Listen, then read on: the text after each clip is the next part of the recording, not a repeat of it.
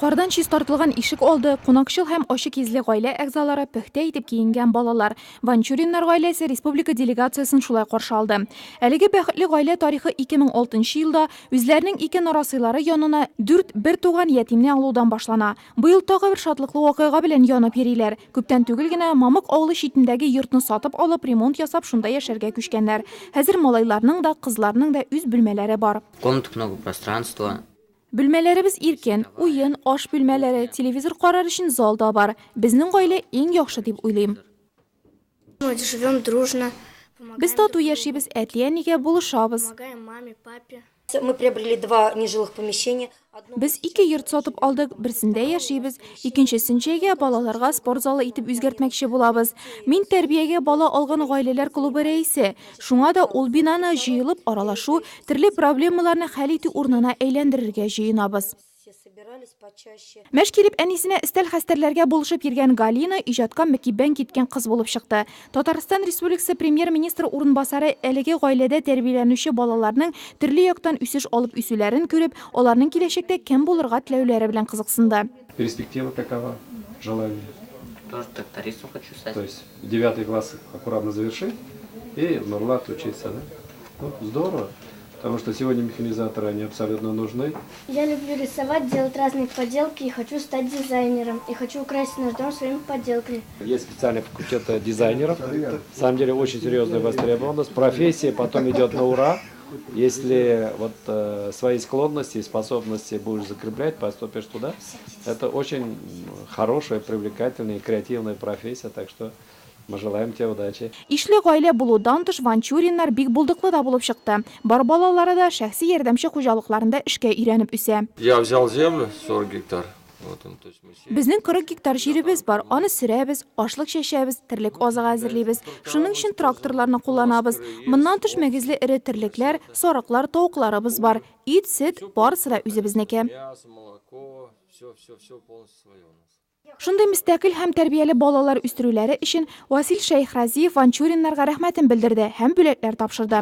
Кече Ванчуриннар исә премьер-министр урынбасарын үзләренең тракторларында утыртып йөртмичә җибәрергә теләмәде. Әйтергә кирәк, мондый игелекле гаиләләр Мамык авылында шактый. Шундыйларның тагы берсе Марина һәм Владимир Галичиннар. Алар да кайчандыр үзләренең ике сабый янына 16 баланы сыендыра. Барысына да җылы гаилә учагы булдырып кына калмый, ныклы физик тәрбия биреп, тормышка яраклы һөнәргә өйрәтергә тырыша. Хәзер инде оныклары бар. Ишле, әмма бәхетле гаиләдә үскән олы уллары Александр бүген үзе дә күп балалы әти. Стараемся мальчишек привлечь вот в правильное. Яшүсмерләрне тормышка әзерлибез, физик хезмәткә тартабыз. Аларны техника белән эшләргә өйрәтәбез. Үз кулларыбыз белән трактор җыйдык. Трактор собрали. Кардан әкияти фигуралар, быздан мотоцикл, балалар ялы өчен таушык, булар барысы да биредә чынлап та искиткеч гаилә яшәгәненә ишарәли. Олы йөрәкле Галичиннар йорты башка гаиләләр һәм аларның балаларын да үзенә тартып тора. У нас семья хорошая. Безнең гаиләбез бик әйбәт. Әни, мин һәм энем бар. Әни безне һәр көнне мәктәпкә һәм балалар бакчасына озата. Нас провожает в школу и садик.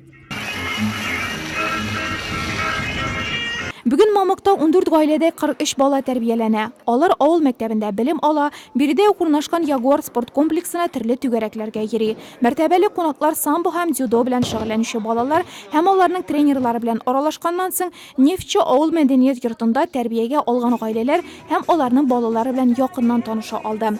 Алар җырлыйлар да, бииләр дә, тәмле ризыклар пешерәләр, бәйрәмнәрне бергә үткәрәләр. Әти-әни йорты дип аталган клуб эшләп килә. Утырышта авылда узган елда балик булмаганнар тарафыннан бер генә җинаять кылынмаганы да мактап телгә алынды. Монысы да балаларны тәрбиягә алган әти-әниләрнең үз вазифаларына җитди каравын билгели. Һәр бала үзен бәхетле хис итәргә тиеш дип билгеләде премьер-министр урынбасары Васил Шәйхразиев. Мы две семьи посмотрели.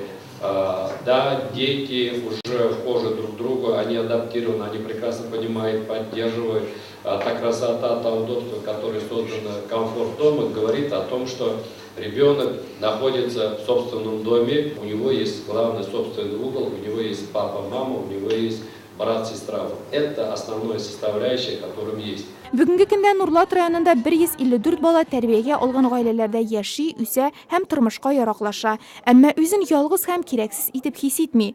Ничә бала үзегезнеке дип әйткән ялгыш соравыбызга әниләрнең берсе Оксана Ванчурина, алар барысы да үзебезнеке дип җавап бирде.